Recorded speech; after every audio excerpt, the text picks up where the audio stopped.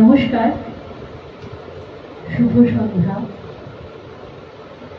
Upanishad music ইনস্টিটিউটে আজকের একটা অনলাইন অনুষ্ঠান। আমার কতগুলো কথা না বললেই নয়, কতগুলো কথা জানানোর জন্য আমি প্রথম মাইক্রোফোনটা নিলাম। তারপরে তো আমাদের যে পরিচালিকা আছেন, অনুষ্ঠান পরিচালনা করবেন তনয়ানন্দ, শ্রীমতী তনয়ানন্দের কাছে আমি তুলে দেব মাইক্রোফোন। যেটা আমার বলার কথা সেটা হলো, আমার কিছু গুরু নির্দেশ আছে। আমার সঙ্গীত গুরু, আমার গুরু শ্রী অভিজিৎ বন্দ্যোপাধ্যায় একটা কথা আমাকে বলে গেছেন বারবার করে, আমাকে না সবাইকেই বলে গেছে, এবার যে যেভাবে সেটা মানি। কিছু করো বা না করো, রবীন্দ্রনাথের জন্মদিন, নজরুলের জন্মদিন অবশ্যই পালন করবে। কারণ আজকালকার দিনের ছেলেমেয়েরা দুদিন বাদে আর জানবে না কে রবীন্দ্রনাথ, কে নজরুল। এইটুকু তোমার যতটুকু ক্ষমতা তুমি ঠিক ততটুকুর মধ্যেই করবে। কারণ বাড়ির ছাদেও করতে পারো, তুমি তোমার ঘরে একটা 5 জনকে নিয়েও করতে পারো, তুমি একটা বড় করে হল ভাড়া করেও করতে পারো। তোমার যেটা মনে হবে তুমি ঠিক সেটাই করবে, কিন্তু করতেই হবে। তো আমি মনে করি আমার যতদিন জীবন থাকবে, আমি যদি অসুস্থ না হয়ে পড়ি, সেই গুরুর বাক্য পালন করা আমার কর্তব্য। সেই এমত অবস্থায় আমরা 25শে বৈশাখ, সম্ভবতটা বোধ হয় শুক্রবার পড়েছিল মনে হয়, বা শুক্রবারই পড়েছিল। হ্যাঁ, তো রবিবার আমাদের অনুষ্ঠান করার কথা ছিল, কিন্তু দেশের যা পরিস্থিতি ছিল, যুদ্ধের একটা ব্যাপার ছিল, আপনারা সবাই সেটা জানেন।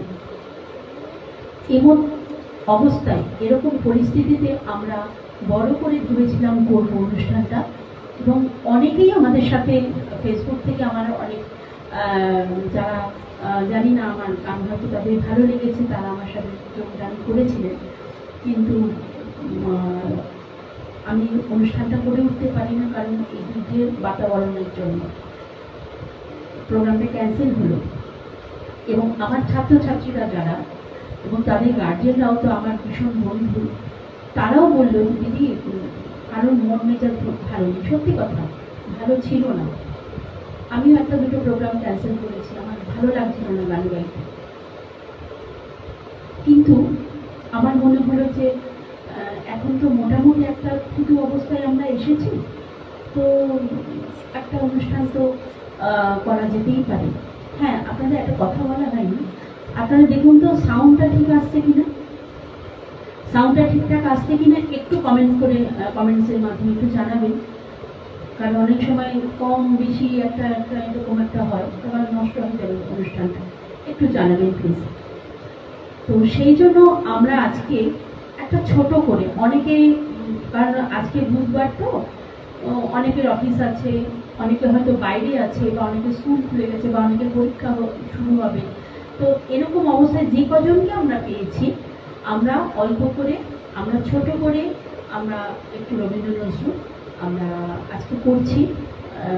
যদি ভুল ত্রুটি হয় অবশ্যই মার্জনা করবেন। মানে একদিন রিহার্সাল হয়েছে পুরোপুরি বলে আমার মনে হয় না, কিন্তু ওই সময়টা রিহার্সাল করা হয়েছিল, সেই রিহার্সালের থ্রুতেই আজকে করা। তো আমি এখন ডেকে নেব তনয়ানন্দকে, শ্রীমতী তনয়ানন্দ আমাদের অনুষ্ঠান পরিচালনা করবে, ওনাকে ডেকে নিচ্ছি।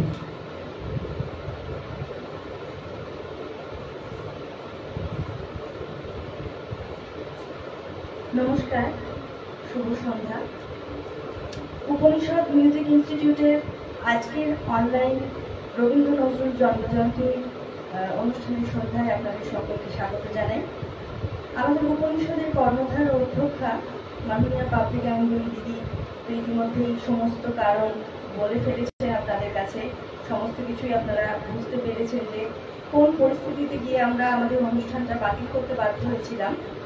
তো যাই হোক, গত 8ই মে কবিগুরু রবীন্দ্রনাথ ঠাকুর ও গত 24শে মে বিদ্রোহী কবি কাজী নজরুল ইসলামের জন্মদিন আমরা পেরিয়ে চলে এসেছি। তো আজ 4 জুন আমরা একত্রিত হয়েছি রবীন্দ্র নজরুল জন্মজয়ন্তী অনুষ্ঠান পালন করার জন্য।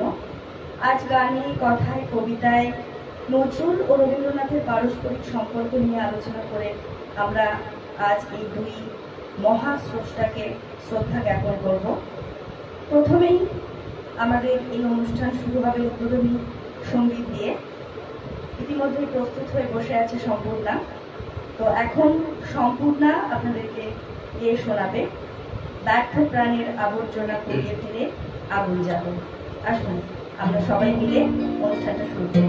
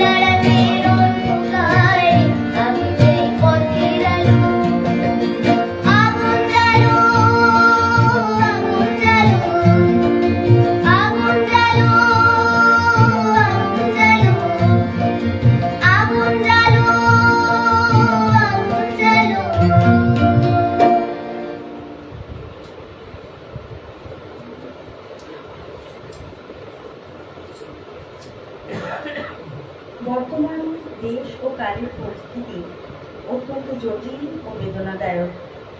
এই অবস্থায় আমাদের সকলেরই উচিত মন প্রাণের সমস্ত আবর্জনাকে পুড়িয়ে ফেলে জ্ঞান ও চেতনার আলো এবং আগুন জ্বালানো।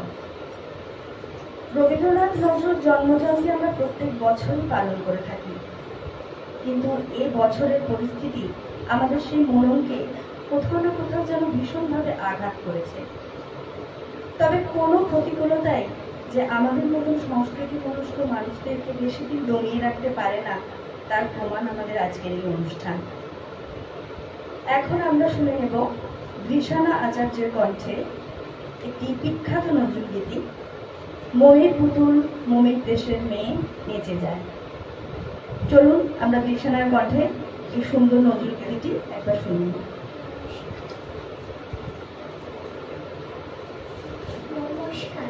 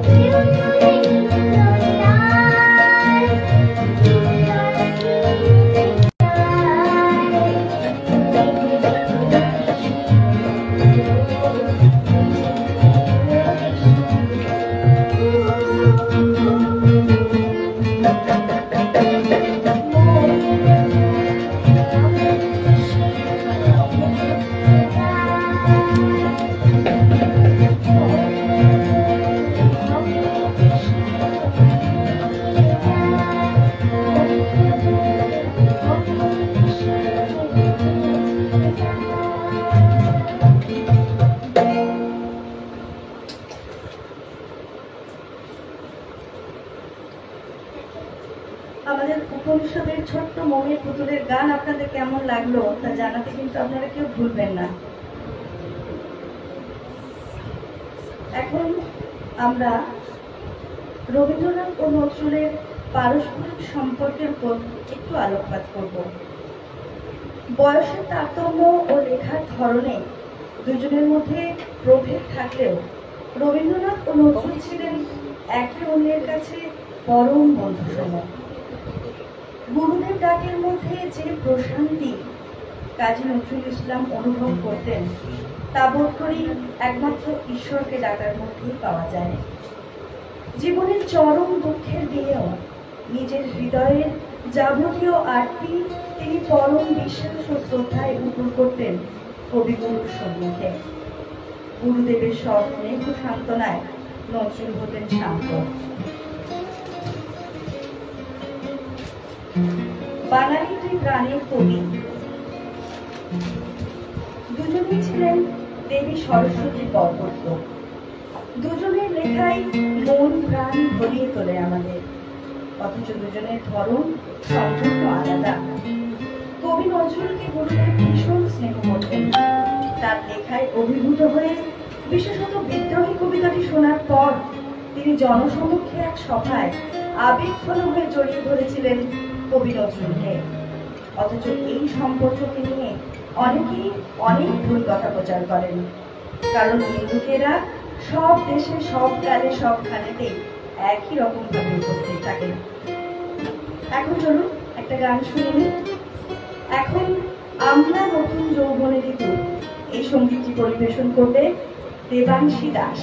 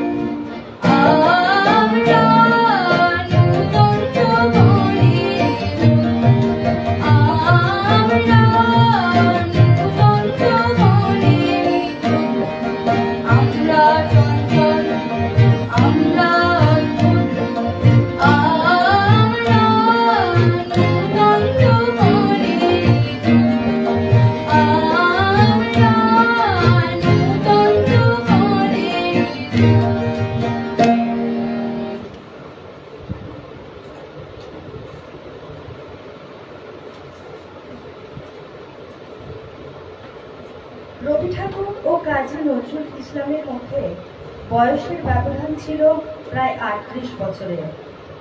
তবুও সেই ব্যবধান কিন্তু কখনোই তাদের ব্যক্তিগত সম্পর্ককে প্রভাবিত করতে পারেনি। আমাদের কাছে কবিগুরু রবীন্দ্রনাথ ঠাকুর হলেন সঞ্চয়িতার কবি, আর কবি কাজী নজরুল ইসলাম হলেন সঞ্চিতার কবি।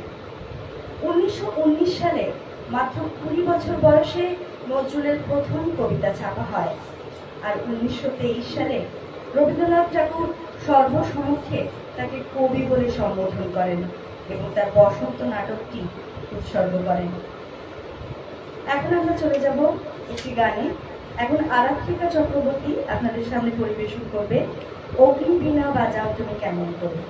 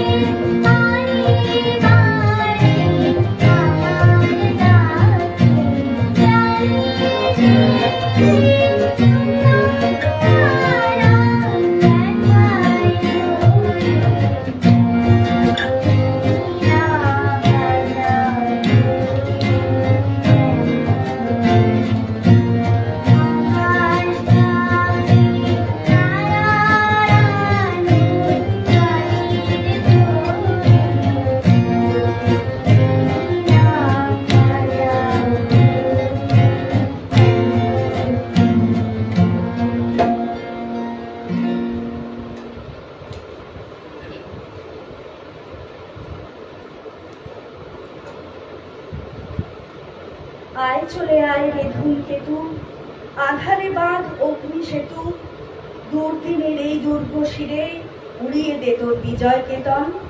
অলক্ষণের তিলক রেখা রাতের ভারে হোক না লেখা, জাগিয়ে দে রে জগৎ মেরে আছে যারা অর্থচেতন। ধূমকেতু পত্রিকার প্রথম সংখ্যার প্রথম পাতায় এই ছিল কাজী নজরুলের প্রতি রবীন্দ্রনাথের আশীর্বাণী। 1921 সালে কলকাতা থেকে শান্তিনিকেতনে ট্রেনে করে যাবার সময় গীতাঞ্জলির সমস্ত কবিতা একটার পর একটা আবৃত্তি করে শুনিয়ে দেন নজরুল তার সহযাত্রী জ্ঞান তাপস মোহাম্মদ শহীদুল্লাহকে। বিস্ময়ের ব্যাপার, এতগুলো কবিতা তিনি কিন্তু কোনো বইয়ের সাহায্য ছাড়াই মুখস্থ করেছিলেন। আনন্দময়ীর আগমনে এই কবিতাটি ছাপা হওয়ার পরেই রাজদ্রোহের অপরাধে কবি কাজী নজরুল ইসলামকে জেলে পাঠায় ব্রিটিশ রাজ। সেই সময় জেলে অনশনরত নজরুলকে শিলং থেকে টেলিগ্রাম পাঠিয়েছিলেন রবীন্দ্রনাথ। লিখেছিলেন, "Give up hunger strike, our literature claims you." সেই সময় তিনি বসন্ত গীতিনাট্যটি নজরুলকে উৎসর্গ করেছিলেন। এখন আবার একটা গান শুনে নেব, একটা খুবই বিখ্যাত রবীন্দ্রসঙ্গীত, "তোরা যে যা বলিস ভাই, আমার সোনার হরিণ চাই।" এখন আপনাদের সামনে পরিবেশন করবে উপনিষদের ছাত্র সৌর্য নন্দ।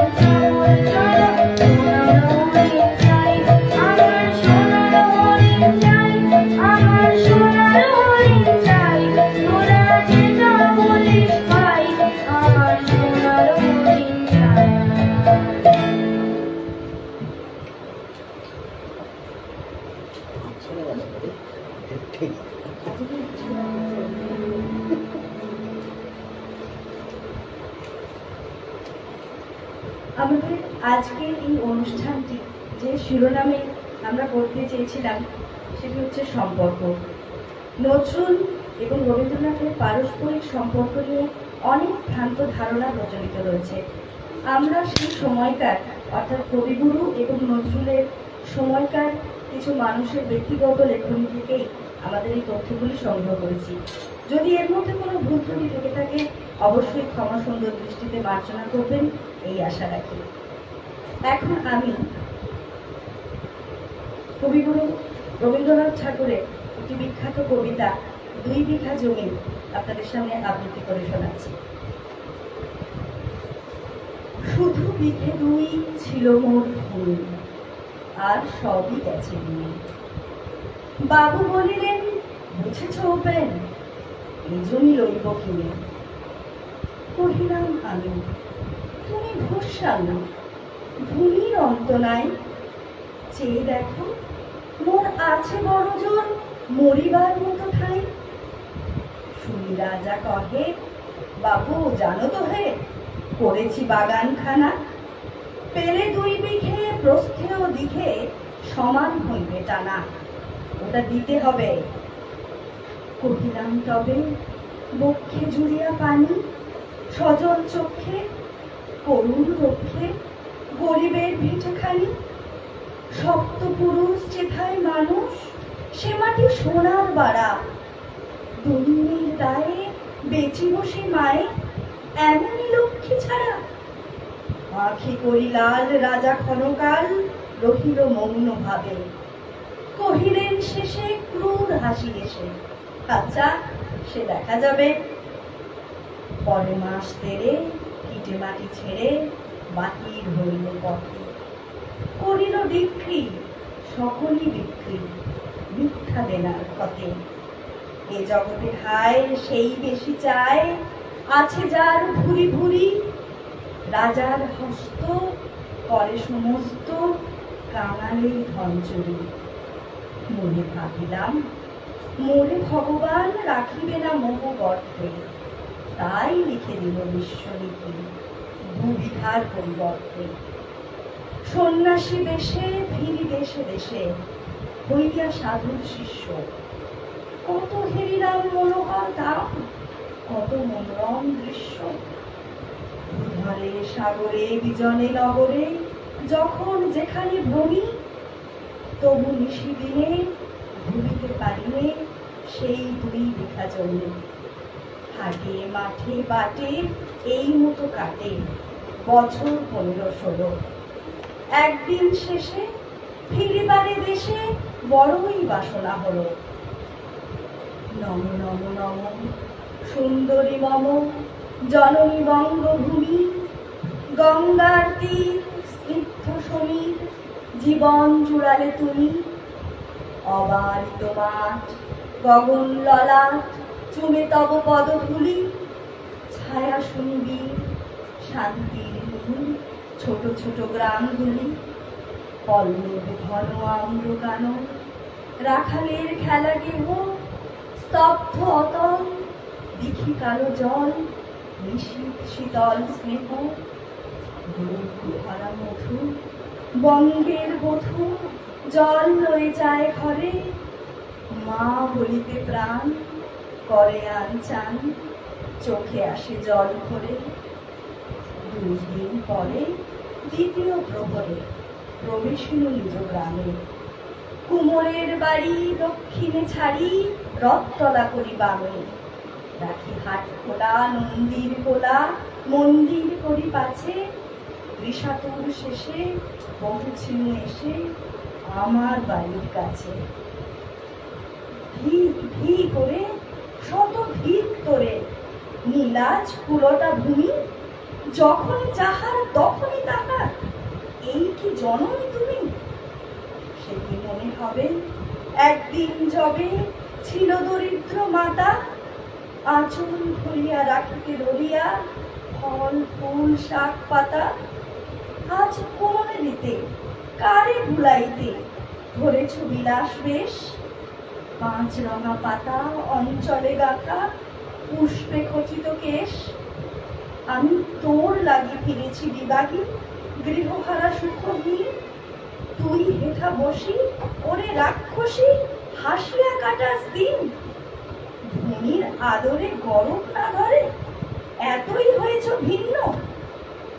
কোনখানে লেশ নাহি অবশেষ, সেদিনের কোনো চিহ্ন। কল্যাণময়ী ছিলে তুমি ওই, ক্ষুধা হরা সুধা রাশি। যত হাসো আজ, যত করো সাজ, ছিলে দেবী, হলে দাসী। বিঘ্ন হইয়া ফিরিয়া ফিরিয়া চারিদিকে চেয়ে দেখি প্রাচীরের কাছে এখনো যে আছে সেই আম গাছ একই।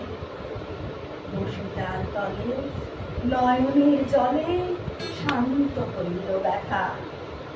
একে একে মনে দিল স্মরণে বালককালের কথা।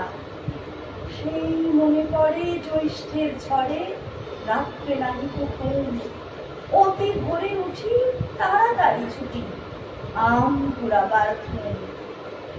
সেই সুমধুর স্তব্ধ দুপুর পাঠশালা পলায়ন, ভাবলাম ভাই আর কি কোথায় ফিরে পাবো সে জীবন। সহসা বাতাস ফেলে গেল শ্বাস শাখা দুলাইয়া গাছে।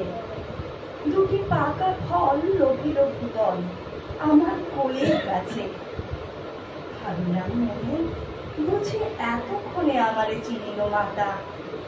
স্নেহের সে দানে বহু সম্মানে বারে ঠেকালো মাথা। হেনকালে হায় জমদূত প্রায় কোথা হতে এলো মালি। ছুটি বাঁধা ওকে সপ্তম সুরে পাড়িতে লাগিল গালি। কহিলাম তবে আমি তো নীরবে দিয়েছি আমার সব। দুটি ফল তার করি অধিকার এত দাঁড়ি কলরব। ছিল না মনে নিয়ে গেল ধরে কাঁধে তুলি লাঠি গাছ। বাবু ছিপ হাতে পারিষদ সাথে ধরিতেছিলেন মাছ। শুনি বিবরণ ক্রোধে দিনক্ষণ মারিয়া করিব খুন। বাবু যত বলে পারিষদ দলে বলে তার শতগুণ। আমি কহিলাম শুধু দুটি আম ঠিক মাগি মহাশয়। বাবু কহে দেশে এটা সাধু দেশে পাকা চোর অতিশয়। আমি শুনে হাসি আখি জলে ভাসি এই ছিল মোর ঘটে। তুমি মহারাজ সাধু বলে আজ আমি আজ চোর বটে। ক্ষমা করবেন, অনেক ভুল ভ্রান্তি হয়তো হয়েছে, তবে আশা রাখি আপনারা এই ভুল ভ্রান্তিগুলোকে আমাদের অন্যায় বা দোষ বলে খুব একটা মনে করবেন না। তনয়াকে একটা কথা বলবো, এই কথাটা না বলে আমি পারছি না। তখন কবিতাটাকে উপলব্ধি করলাম, শুনলাম না শুধু উপলব্ধি করলাম, যেন একটা চিত্র দেখতে পেলাম। আপনারাও যারা মন দিয়ে দেখছেন বা শুনছেন তারা নিশ্চয়ই বুঝতে পারছেন একটা চিত্র। আমি এটা ওকে রিকোয়েস্ট করেছিলাম যে তনয়া তোমার কণ্ঠে আমি দুই কবিতা শুনতে চাই, আমার বড় প্রিয় একটা কবিতা। তো তনয়াকে ধন্যবাদ, মানে আমার এই রিকোয়েস্টটা রেখেছে। তনয়া পরেরটা।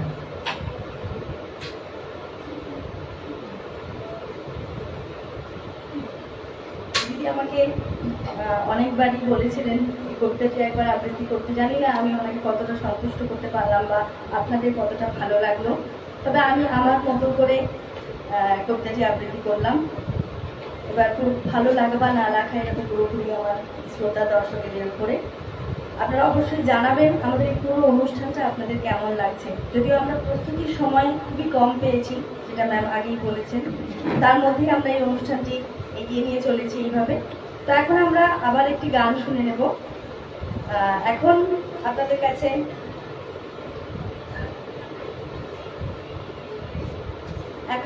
কাছে রবীন্দ্রসঙ্গীত পরিবেশন করবে রিয়াংশ পাল।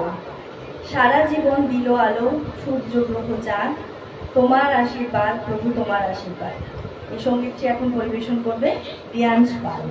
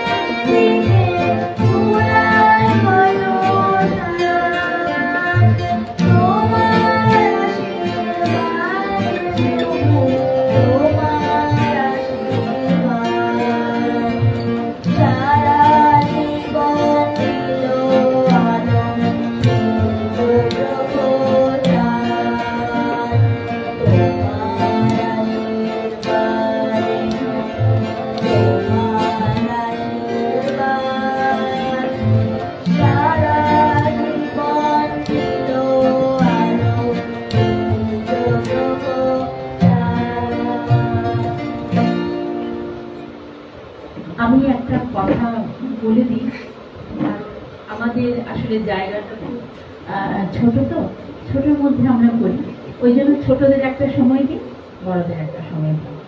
তো আমাদের ছোট ছোট চারা গাছ ছেলে মেয়েরা সবাই আসে, তাদের পারফর্ম করে তারা প্যাকেট নিয়েছে, প্যাকেটটা লাগবে, ওটা দিতেই চাই।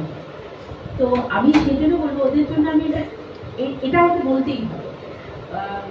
হয়তো আপনারা ভাবছেন হ্যাঁ এসব কথা কেন অনলাইনে, কিন্তু আমার কিছু করার নেই। এই জন্যই করার নেই কারণ ওরা ওদের ইনস্টিটিউট কি খাবার হবে সেটা ওদেরই দায়িত্ব। আমি শুধু ওদের ফাইভ ফরমাসটা খেতে দিই, হ্যাঁ এটা করতে হবে, ওটা বলতে হবে, ওটা দিতে হবে, হ্যাঁ ওই খাবারটা খাবো, এরকম একজন দূর থেকে এসে বলে আমার খিদে পেয়েছে, আমাকে এখন প্যাকেট দিয়ে দিতে হবে। তো সেখানে প্যাকেট তার খাওয়া হয়ে গেল। এবার সে যদি মনে করে আর একটা প্যাকেট খাবে সেটাও সে খেতে পারে, তাহলেও আমার কোনো অসুবিধা নেই। কিন্তু এরকম মজা করে আমাদের টোটাল ব্যাপারটা হয়। তো আমি রিয়াজ কি বলবো, এবং আমাদের বড়রা ছোটরা যারা আছো সবাই নিজেদের মতন করে খাবার দাবার গুছিয়ে নিয়ে খেয়ে দিয়ে তোমরা বাড়ি যাচ্ছি।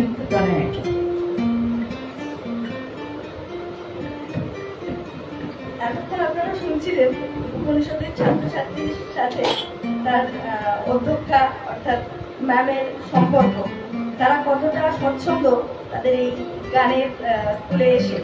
তো এখন আমরা আবার চলে যাব রবীন্দ্রনাথ ও নজরুলের পারস্পরিক সম্পর্কে। কবি সত্যেন্দ্রনাথ দত্ত একবার নজরুলকে বলেছিলেন, তুমি ভাই নতুন ঢেউ এনেছো, আমরা তো নগণ্য, স্বয়ং গুরুদেবকে পর্যন্ত বিস্মিত করেছো তুমি।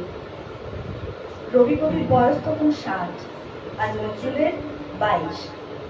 কলকাতা পাবলিক লাইব্রেরির বঙ্গীয় সাহিত্য পরিষদের সভায় ঢুকেই সোজা মঞ্চে উঠে বিশ্বকবিকে পায়ে হাত দিয়ে প্রণাম করে মাথায় আশীর্বাদ নিয়ে মঞ্চ থেকে নেমে যাচ্ছিলেন নজরুল। হঠাৎ গুরুদেব খপ করে নজরুলের হাত ধরে টেনে বললেন, না নজরুল, তুমি এই সভায় আমার পাশেই থাকবে। 60 বছরের বিশ্বকবির পাশে 22 বছরের বিদ্রোহী কবি, এই ছিল তাদের সম্পর্ক।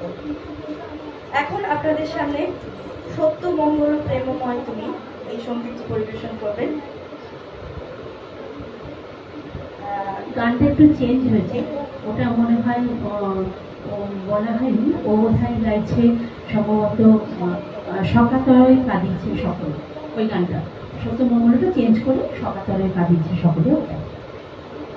এখন তাহলে দেবলীনা দত্ত আপনাদেরকে শোনাবে সকাতরে ওই কাঁদিয়েছে সকলে।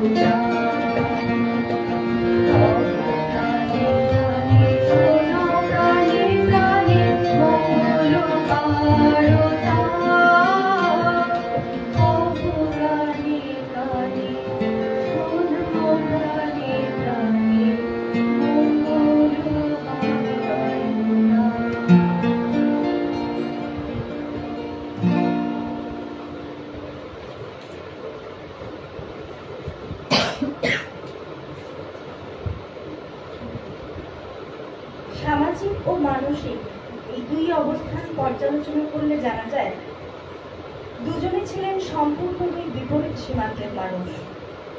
একজন ছিলেন বিপুল ঐশ্বর্যশালী অভিজাত পরিবারের সন্তান, উত্তরাধিকার সূত্রে আর নিজের অর্জনে যিনি সম্পদ, শিক্ষা, সংস্কৃতি, পরিশীলন, স্বীকৃতি, সম্মান সবই লাভ করেছেন। তিনি হলেন কবিগুরু রবীন্দ্রনাথ ঠাকুর। আরেকজন অখ্যাত এক দরিদ্র পরিবারের সন্তান, অনিশ্চয়ের তাড়নাতে গৃহ ভাড়া, অসহায়, দুঃখ, দারিদ্র ক্লিষ্ট। কিন্তু দুজনের বিপুল সৃষ্টি প্রতিভা দুজনকে দুই পৃথিবী থেকে এক বৃত্তে এনে উপনীত করেছিল। তাই সাহিত্য ক্ষেত্রে তাদের তুলনা এক মহানির্ভর অনুশীলন। রবীন্দ্রনাথ ও নজরুল আলাদা ও স্বতন্ত্র তাদের সৃষ্টি শৈলীতে, কিন্তু সৃষ্টির উদ্দেশ্য তাদের এক করে দেয়। দুজনের লেখনী দুই রকম, কিন্তু দুই অতুলনীয়, অসাধারণ। আমরা যে বিদ্রোহী কবি হিসেবে কাজী নজরুল ইসলামকে সম্মানিত করি, তাও কিন্তু রবীন্দ্রনাথেরই দেওয়া। রবীন্দ্রনাথের এই গভীর স্নেহ নজরুলকে কবি হিসেবে সম্বোধন ও স্বীকৃতি সেই সময়ে অনেকেরই ঈর্ষার কারণ হয়ে উঠেছিল, এবং তা কেন তা সহজেই কর্মীয়। এখন আমরা চৈতালি ব্যানার্জির কণ্ঠে শুনে নেব প্রমোদে ঢালিয়া দিনু মন এই রবীন্দ্রসঙ্গীত।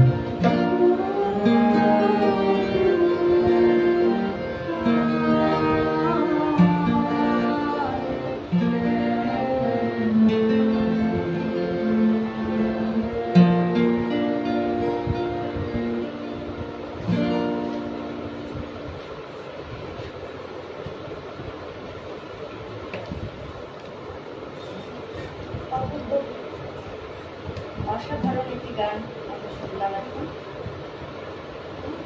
আমরা নজরুল এবং রবীন্দ্রনাথের সময়কালীন তাদের কিছু অভিনেতার বন্ধুদের লেখা থেকে আজকের এই সম্পর্ক অনুষ্ঠানটির তথ্যসূত্রগুলি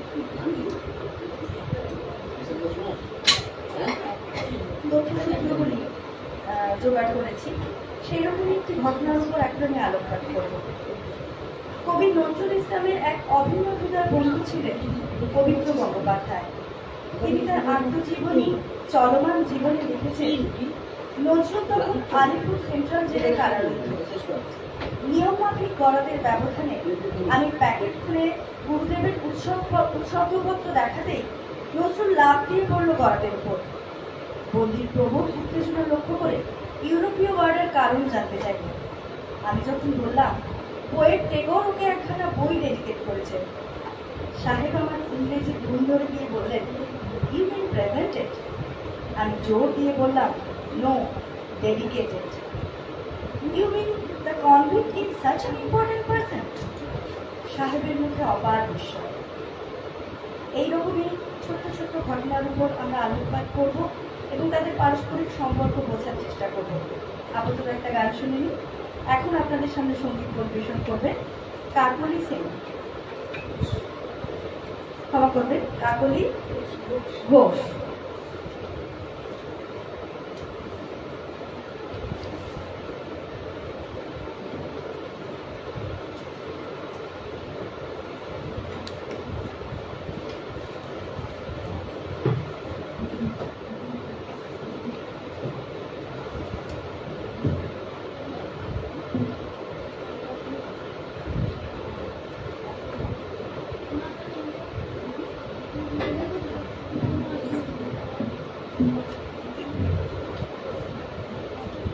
পড়ে যাবে।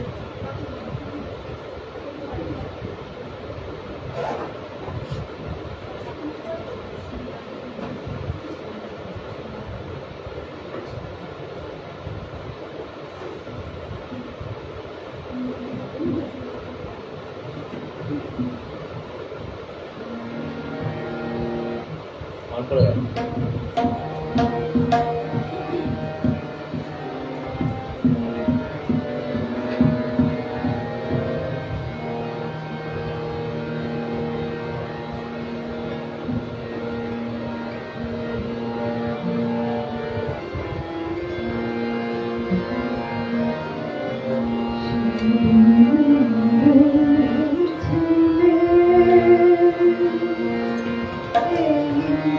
Thank you.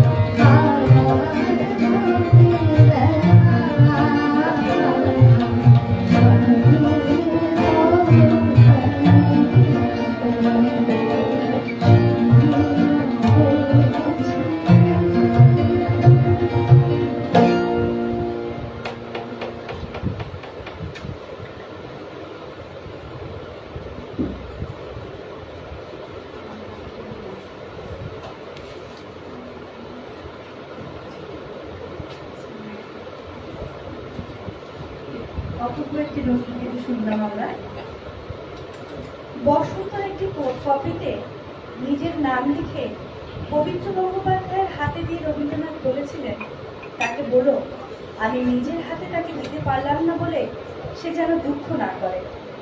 আমি তাকে আমার সমগ্র অন্তর দিয়ে অপূর্ব আশীর্বাদ জানাচ্ছি। আর বলো কবিতা লেখা সে যেন কোনো কারণেই বন্ধ না করে। সৈনিক অনেক মিলবে, কিন্তু যুদ্ধে প্রেরণা জাগাবার কবিও তো চাই। কবিগুরু সেই স্বীকৃতি পাওয়ার প্রেরণাতেই হয়তো জেলের জ্বালা যন্ত্রণা ক্লেশ ভুলে তিনি আলিপুর জেলে বসেই লিখেছিলেন তার সেই বিখ্যাত কবিতা, আজ সৃষ্টি সুখের উল্লাসে মোর মুখ হাসে, মোর চোখ হাসে, মোর টক বগিয়ে খুন হাসে, আজ সৃষ্টি সুখের উল্লাসে। রবীন্দ্রনাথ যেমন অনুজ নজরুলের প্রতি আশীর্বাদী প্রদান করে প্রীত হয়েছেন, তেমনি নজরুলও অগ্রযোগে শ্রদ্ধা প্রদর্শন করে ধন্য হয়েছেন। শান্তিনিকেতনের প্রথম সাক্ষাতে নজরুলের গলায় নিজের গান শুনে প্রীত রবীন্দ্রনাথ নজরুলের অনুরোধে আবৃত্তি করেছিলেন, মাধবী হঠাৎ কোথা হতে এলো ফাগুন দিনের স্রোতে, এসে হেসেই বলে যায় যায়। এরপর বেশ কয়েকবার রবীন্দ্রনাথের সাথে নজরুলের সাক্ষাৎ হয়। এখন আমরা একটি গান শুনে নেব। সোমদত্তা ঘোষ এখন আপনাদের সামনে পরিবেশন করবে বাজে বাজে রম্য বীণা বাজে।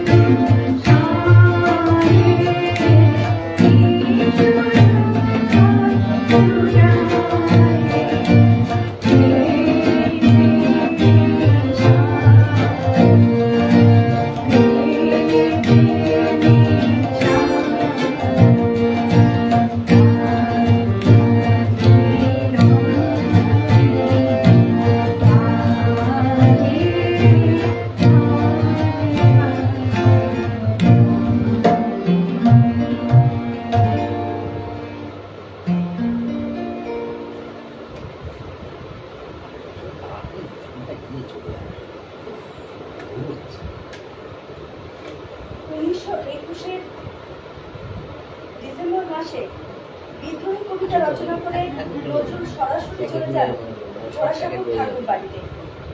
উচ্চ কণ্ঠে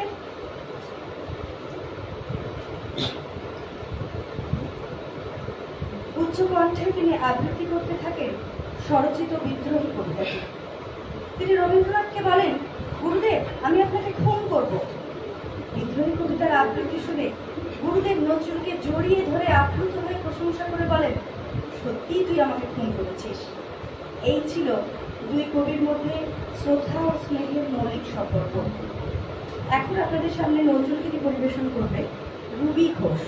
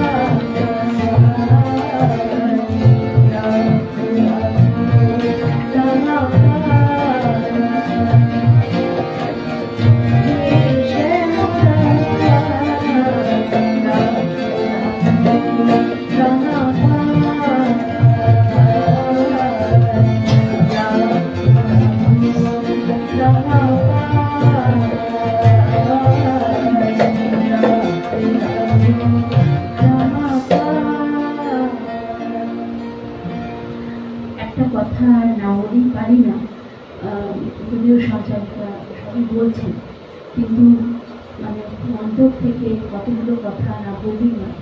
সেটা হলো যে নজরুলের এই যে এতগুলো আঙ্গিকের গান, সেটা হলো মানে ফেসবুক লাইভ করতে গেলে একটা সময় একটা ব্যবধান থাকে, তো 3 ঘন্টা 4 ঘন্টা টানা যায় না। তো এই যে হাস্যরসের গান, তারপর বিভিন্ন ধরুন ওই আরবিয়ান টিউন যেগুলো আছে, এরকম অনেক রকম, তারপরে প্রাদেশিক সুর যেগুলো আছে, তারপরে সব থেকে বড় কথা একজন মুসলিম কবি হয়ে, একজন মুসলিম সাহিত্যিক হয়ে সে কীভাবে এই যে রাখো রাখো রাঙা পাল ধুলি শ্যামলাল, হ্যাঁ ধুলি গৃহ স্বজন, ধুলি গৃহ স্বজন সবই শোকেছি তোমার, কালো নীল স্বাদ হয়েছে। এই যে রাধাকৃষ্ণের উপরে, যে মা কালীর উপরে যে কত অজস্র অজস্র তার গান, অজস্র তার লেখা, এগুলো মানে কি বলবো, আমরা অতি অতি অতি ক্ষুদ্র মানুষ, অতি ক্ষুদ্র শিল্পী, তাকে এত বড় মহিরূহ মানুষকে নামাল পাওয়াটা তো খুব দূরের কথা, পায়ের একটা কোনাও যদি তার পায়ের মানে কোনাও যদি একটু পাই আর কি, সেটা আমাদের এই জীবনের একটা কি বলবো আশীর্বাদ স্বরূপ। তো মনে হলো আপনাদের সাথে একটু শেয়ার করি আমার এই ভিতরের কথাটুকু। এবারে আমি তনয়াকে ডেকে নিচ্ছি, তনয়া কি যা বলার করবো।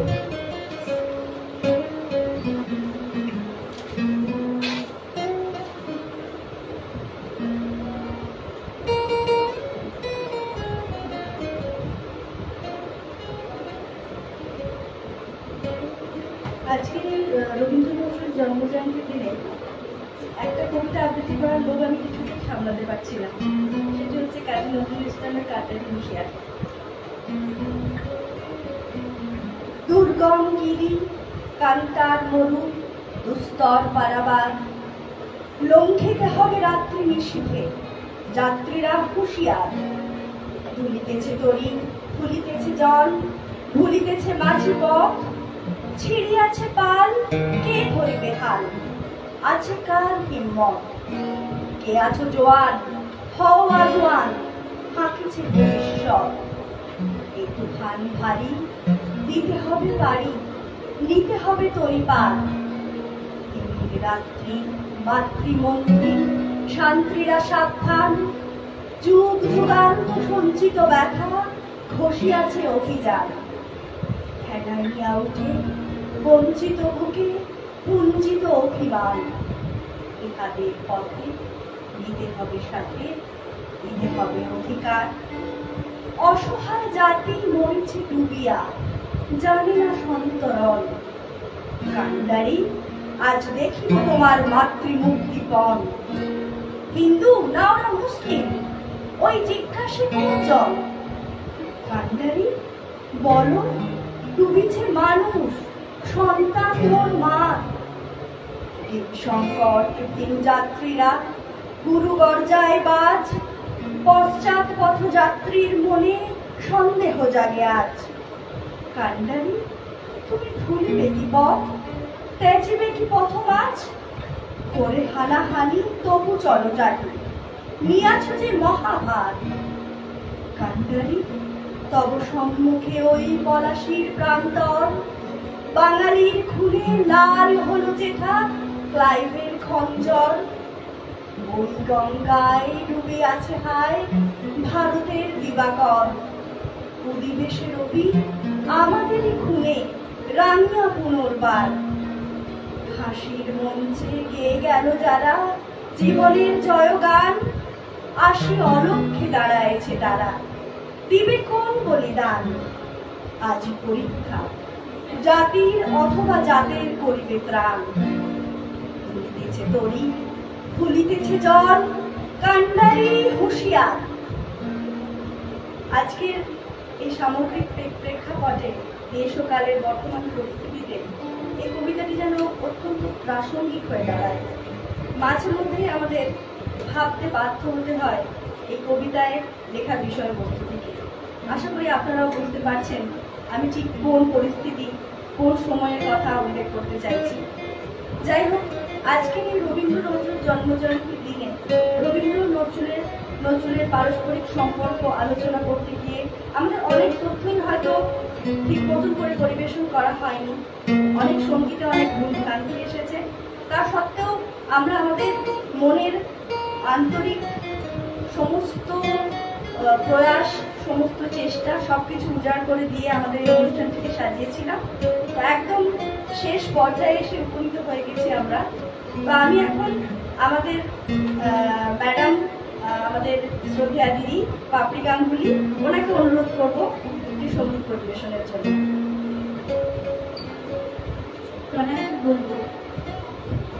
তনয়াকে বলবো আমার পাশে এসে বসাতে।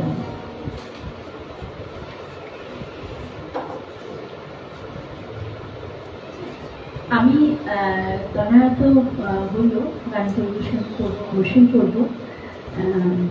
গান শোনানোর লোক বা গান গাওয়ার যে লোক, গলার অবশ্যই ঠিক থাকে এবং সেটা ছাড়া যায় না। আসলে ও কিন্তু সেই অর্থে আমার ছাত্রী নয়, ও হলো সৌর্যর মা, মানে ও একজন গার্জেন। কিন্তু ওকে আমি কখন যে আমার বন্ধু হয়ে গেছে আমি ভাবতেই পারিনি। ওর একটা খেলো বলা তাই বলেছে ওটা পারে, এটা মানে ঈশ্বর বোধহয় আমাকে দিয়ে কাজটা করাবে। তো যাই হোক, ও আমাকে গান গাইতে বললো ঠিকই, কিন্তু আমি কতগুলো জিনিস না বলেই নয়। রবীন্দ্রনাথের যে পূজা পর্যায়ের গান বা যেগুলো ধরুন কি বলবো ক্লাসিক্যাল অঙ্গের গান বা শাস্ত্রীয় সঙ্গীতের ওপর বেস করে যে গানগুলো, সেই গানগুলো ধরুন লাবণ্যপূর্ণ প্রাণ আছে, বিভিন্ন যুবদাঙ্গের গান আছে, ধামারঙ্গের গান আছে। তো এবার নজরুলের সেটা রয়েছে। এবার নজরুলের এইভাবে বিশ্লেষণ যারা পিএইচডি করেছেন বা নজরুলের আমারই খুব পরিচিত এক বান্ধবী সেটা করেছেন। তো আমি খুব ভীষণভাবে আপ্লুত এই পিএইচডিটার ব্যাপারে। তো কত কিছু জানিও, তো থেকে আমারও জানার ইচ্ছা আছে। তো সেটাই বলছি, তাহলে ক্লাসিক্যাল অঙ্গের গানের মধ্যে নজরুলেরও একটা ক্লাসিক্যাল অঙ্গের গান তো আছে, আপনাদের তো জানাই আছে। রবীন্দ্রসঙ্গীতের যারা নিয়ে বোঝেন বা জানেন, মানে আমার থেকে অনেকেই অনেক বেশি কিছু জানেন। তো আমি ভাবছি তনয়া, আমি যদি একটা নজরুলের একটা ক্লাসিক্যাল অঙ্গের গান গাই কেমন হয়?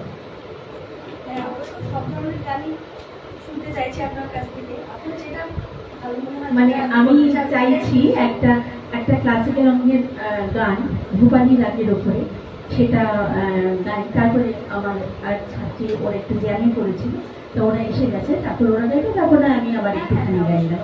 হ্যাঁ,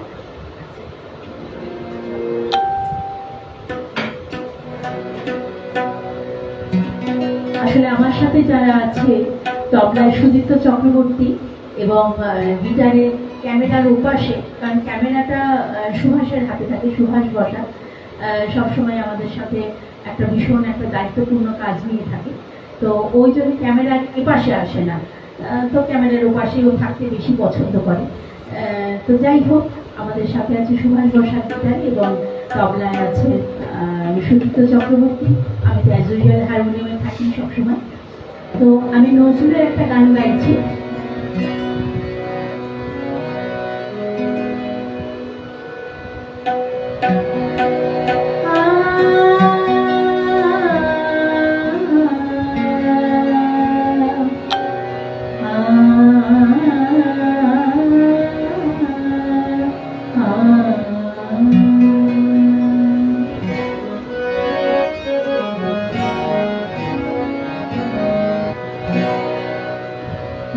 আসলে কে অতিথি সাজে, আসলে কে অতিথি সাজে, পূজার ফুল ঝরে মোর মাঝে, আসলে কে অতিথি সাজে, পূজার ফুল ঝরে মোর মাঝে, আসলে অতিথি সাজে।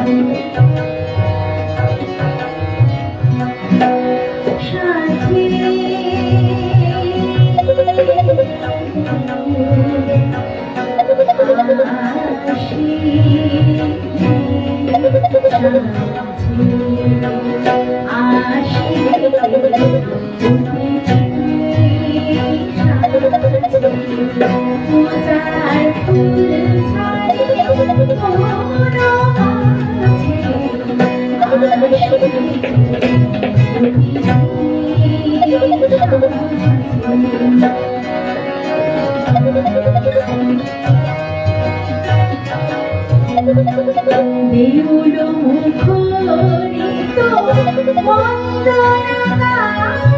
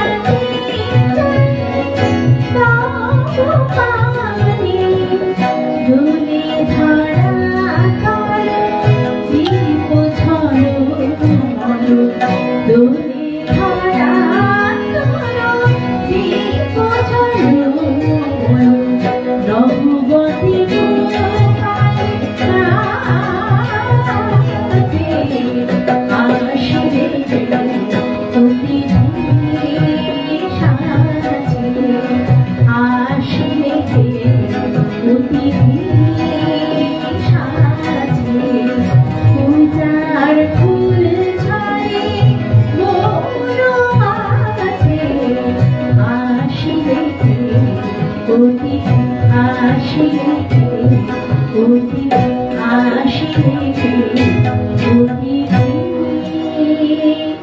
সাথী। অপূর্ব, অসাধারণ, অতুলনীয়। আর কি কি বিশেষণ যে দেওয়া যায় এই মুহূর্তে তো আমার ইন্দ্রিয়টা মানে ওইদিকেই আছে, কি বলবো ঠিক করে বলে উঠতে আসলে পারছি কি না। জানো তো, আমার রাগটা হলো ভূপালী। এবার ভূপালী এমন একটা রাগ, মানে মানে শাস্ত্রীয় সঙ্গীতের মধ্যে ঢুকে গেলে তখন আর মনে হয় না অন্য কিছু করি। মানে ভূপালী একটা মানে টাইপের একটা রাগ, মানে যেখানে একটা অ্যাডভান্স তৈরি হয় তারপরে মনেই হবে না যে আপনার কিছু গাই বন্ধ, ওইটাই মনে হচ্ছে ভীষণ সুন্দর একটা কিন্তু এই ভীষণ সুন্দর।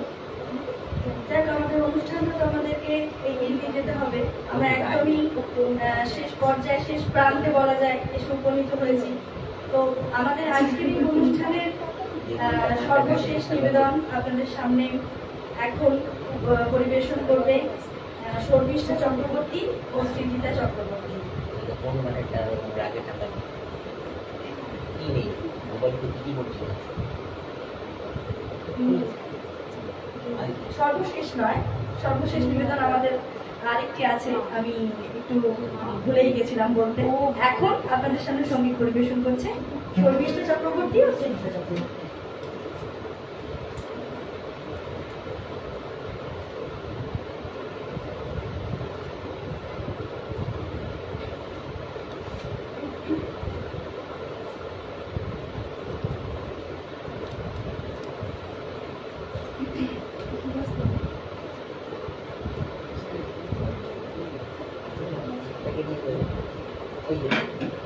ওরা যে গানটা গাইবে সেটা হলো খাঁচার পাখি বোরের পাখি, আপনারা নিশ্চয়ই জানেন গানটা। তো তোমরা কি বলবে এটার গানটা সম্বন্ধে বললে ভালো হয়, যেহেতু তোমরা পরিবেশন করবে। সেই গানটার অন্তর্নিহিতে একটা অর্থ থাকে, সেই অর্থটা যেন তোমরা দুজনে বলো কে কোনটা ভাগ করে নিয়েছো। তো খাঁচার পাখি কে বোরের পাখি, তার অন্তর্নিহিত একটা অর্থ থাকে, সেই অর্থটা যদি একটু বলো ভালো হয় সব। নমস্কার, আমি শর্মিষ্ঠা চক্রবর্তী। আমি খাঁচার পাখি পোর্শনটা গাইছি।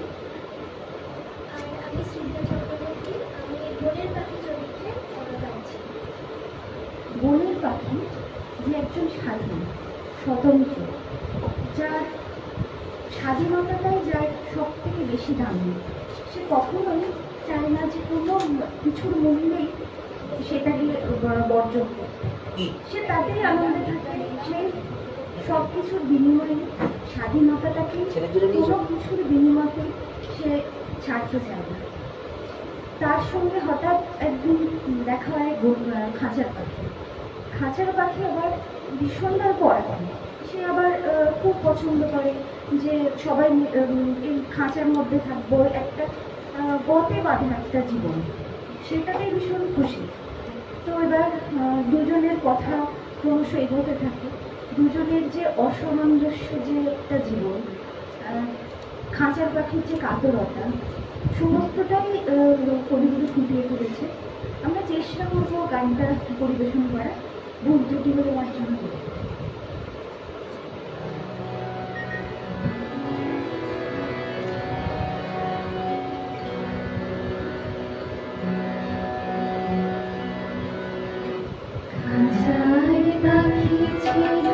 সোনার খাঁচাটি বনের পাখি ছিল ভরে, একদা কি করিয়া মিলন হলো যদি, কি ছিল বিধাতার মনে। বনের পাখি বলে খাঁচার পাখি ভাব,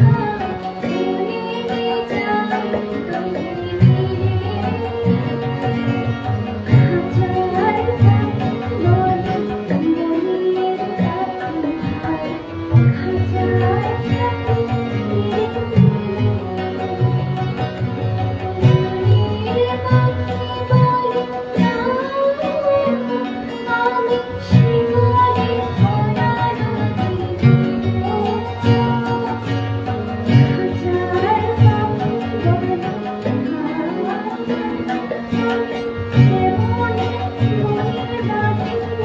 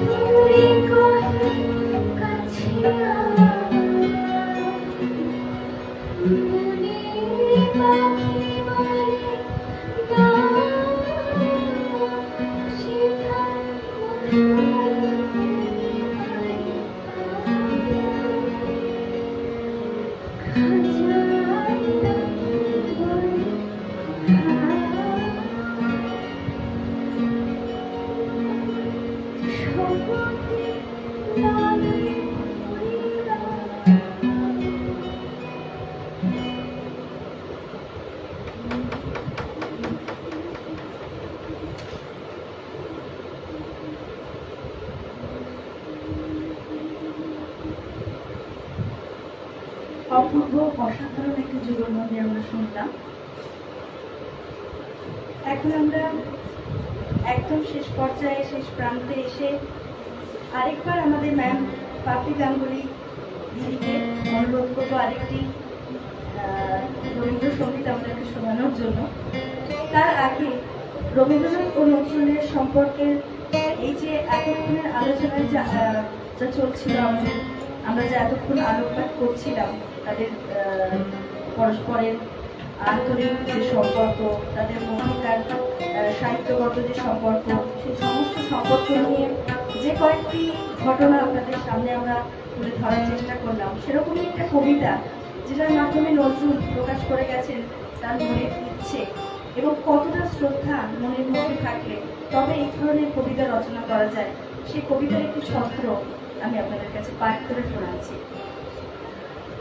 হে কবি, হে ঋষি অন্তর্যামী, আমারে করিও ক্ষমা। পর্বত সম শত দোষ ত্রুটি ও চরণে হলো জমা। জানি জানি তার ক্ষমা নাই দেব, তবু কেন মনে জাগে? তুমি মহর্ষি, করিয়াছ ক্ষমা আমি চাহিবার আগে। তুমি সরিয়াছ ভক্তের তব, এই গৌরবখানি রাখিব কোথায় ভেবে নাহি পাই। আনন্দে মুখ বাণী কাব্যলোকের বাণী বিতানের আমি কেহ নহি আর। বিদায়ের পথে তুমি দিলে তবু কেন এ আশিস হার? প্রার্থনা মোর যদি আরবার জন্মি এ পৃথিবীতে, আসি যেন শুধু কাহন করিতে তোমার কাব্যগীতে। আশা করি এরপরে আর কিছু বলার প্রয়োজন হয় না। নজরুলের রবীন্দ্র ভক্তি ও অনুরাগের প্রকাশ তার জীবনব্যাপী অনবরত ও অব্যাহতভাবে ঘটেছে। রবীন্দ্রনাথের মৃত্যুর পরে নজরুলের বিষণ্ণ গলার সেই গান ঘুমাইতে দাও শ্রান্ত রবিরে আমাদের অজ্ঞাত নয়। এই দুই মহিরুহ বাংলা সাহিত্যের এই দুই মহাস্রষ্টাকে আমাদের অন্তরের শ্রদ্ধা প্রণাম জানিয়ে উপনিষদ মিউজিক ইনস্টিটিউটের এবারের রবীন্দ্র নজরুল জন্মজয়ন্তীর শেষ নিবেদন আমাদের উপনিষদের কর্ণধার ও অধ্যক্ষা মাননীয়া পাপড়ি গাঙ্গুলি দিদির গলায় সর্বশেষ রবীন্দ্রসঙ্গীত দিয়েই আমরাই আমাদের অনুষ্ঠান আজকে শেষ করব। এখন দিদি আপনাদের কাছে পরিবেশন করবেন এই রবীন্দ্রসঙ্গীত।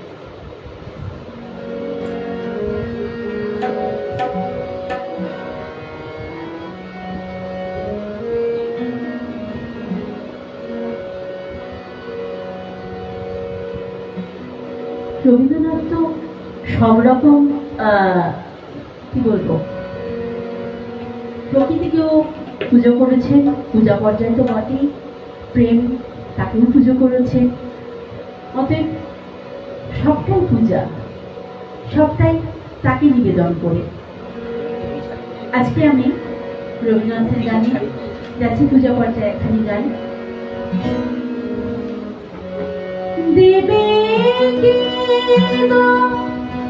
বাসা আমায় দেবে ধারে তোমার সুরের ধারা ঝরিয়ে যেথায় তারে পারে। তোমার সুরের ধারা ঝরিয়ে যেথায় তারে পারে। দেবে কি গো বাসা আমায় দেবে কি ধারে তোমার সুরের ধারা ঝরিয়ে যেথায় তারে পারে।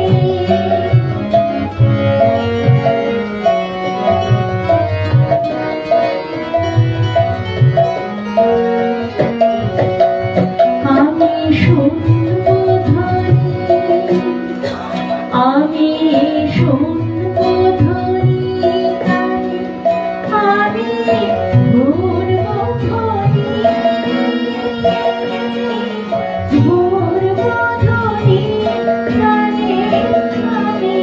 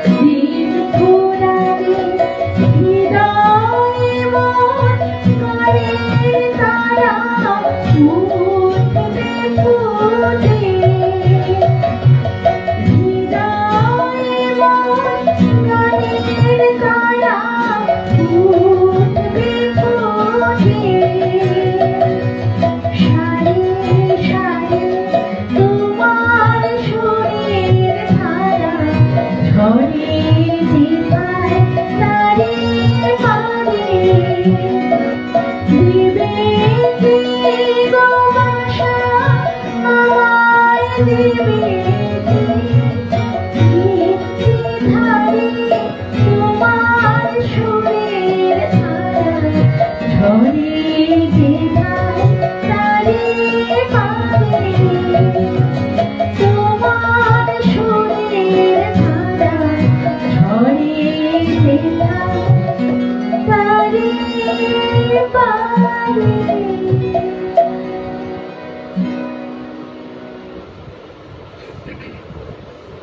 এতক্ষণ আমাদের অনুষ্ঠান আপনারা মন দিয়ে দেখেছেন, শুনেছেন।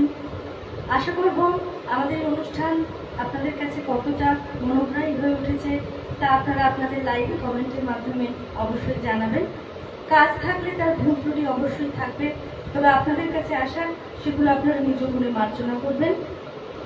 আপনাদের এই সমস্ত লাইক কমেন্ট এবং আপনাদের মূল্যবান মতামত আমাদের ভবিষ্যতের অনুষ্ঠানগুলোর অনুপ্রেরণা বা পাথেয় হয়ে থেকে যায়, তাই এগুলোর গুরুত্ব আমাদের কাছে অপরিসীম। আশা করি আমরা তা আপনাদের কাছ থেকে পাবো। এতক্ষণ আপনাদের সাথে আমরা যারা ছিলাম, নিয়মমাফিক আমি আরেকবার বলে দিই, যদিও ম্যাম আগেই বলে দিয়েছেন। হারমোনিয়ামে ছিলেন আমাদের উপনিষদের কর্ণধার অধ্যক্ষা শ্রীমতী বাবরি গাঙ্গুলি মহাশয়া। তবলায় ছিলেন শ্রী সুদীপ্ত চক্রবর্তী, গিটারে শ্রী সুভাষ বসাক, এবং আপনাদের সকলকে নিয়ে সঞ্চালনা বা পরিচালনা যাই বলুন, তাতে ছিলাম আমি, তনয়া গোস্বামী নন্দ। এতক্ষণ এই অনুষ্ঠানটি দেখার জন্য আপনাদেরকে অনেক ধন্যবাদ। ভালো থাকবেন, ভালো রাখবেন, আশেপাশের পরিবেশকে সুন্দর করে রাখবেন, কারণ আশেপাশের পরিবেশ সুন্দর থাকলে তবেই আমরা সবাই ভালো থাকবো এবং সামগ্রিক পরিবেশ সুন্দর হয়ে উঠবে। সবাই ভালো থাকুন, ভালো রাখুন। এতক্ষণ আমাদের অনুষ্ঠানটি এত সুন্দরভাবে দেখার জন্য আপনাদের সবাইকে ধন্যবাদ। আবারও নমস্কার, শুভরাত্রি। নমস্কার।